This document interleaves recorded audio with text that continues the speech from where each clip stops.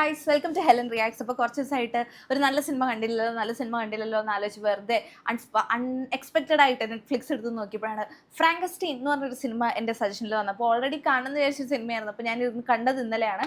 അപ്പോൾ ഈ സിനിമ കണ്ടിട്ടുള്ളവരാണെങ്കിൽ ഇപ്പോൾ തന്നെ താഴെ കമൻറ്റ് ചെയ്യും ഫ്രാങ്കസ്റ്റീൻ യെസ് എന്ന് താഴെ കമൻറ്റ് ചെയ്യാൻ മറക്കണ്ട. ബേസിക്കലി ഒരു ബുക്കിൻ്റെ അഡാപ്റ്റേഷൻ ആണ്. ഫ്രാങ്കസ്റ്റീൻ തന്നെയാണ് ബുക്കിൻ്റെ പേര്. ആദ്യമായിട്ട് സിനിമ റിലീസായത് 1910 അത് കഴിഞ്ഞിട്ട് 1931 ഒരു ഫ്രാങ്കസ്റ്റീൻ വന്നു. അത് കഴിഞ്ഞിട്ട് ഇതിൻ്റെ പല കഥ പ്ലോട്ടുകളും പാർട്ടുകളും ഒക്കെ ആയിട്ട് വന്നപ്പോൾ അവസാനം നമ്മൾ പെറ്റി നിൽക്കുന്നത് ഗുല്ലർമോ ഡെൽ ടോറോ എന്ന് പറയുന്ന ആള് ഡയറക്റ്റ് ചെയ്ത ഫ്രാങ്കസ്റ്റീൻ മൂവിയിലാണ്.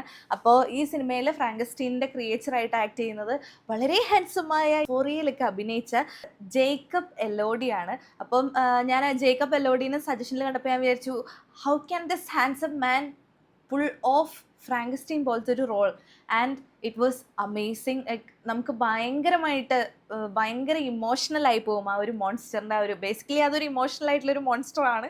കാര്യം അത് ഹൊറർ സ്കൈഫൈ ഗോത്ത് ഒരു ജോണർ ആണെങ്കിലും നമുക്ക് ആ ഒരു മോൺസ്റ്ററിനെ കാണുമ്പോൾ ഒരു വിഷമം വരും. അപ്പോൾ ജേക്കബ് എല്ലോഡി അതുപോലെ തന്നെ ഭയങ്കര രസമായിട്ടാണ് അത് പുൾ ഓഫ് ചെയ്തിട്ടുള്ളത്. പിന്നെ എലിസബത്ത് ലെവൻസി ആയിട്ട് ആക്ട് ചെയ്തിരിക്കുന്നത് മിയ ഗോത്ത് ആണ്. പിന്നെ ഇതിലെ വിക്ടർ, അതായത് ഈ ഫ്രാങ്കസ്റ്റീനെ ഉണ്ടാക്കുന്ന ആ ഒരു ഈവിൾ സയൻറ്റിസ്റ്റ് അല്ല, ഒരു പ്രത്യേക തരം സയൻറ്റിസ്റ്റ് ആയിട്ട് വന്നിരിക്കുന്നത് ഓസ്കാർ ഐസക് ആണ്.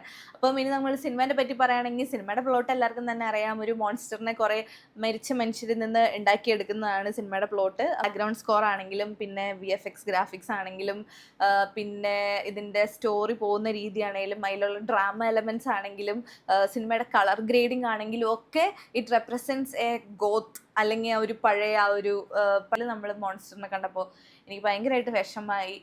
എനിക്ക് ഭയങ്കരമായിട്ട് അത് ഇമോഷണലി ഒരു അറ്റാച്ച്മെൻ്റ് ആയി.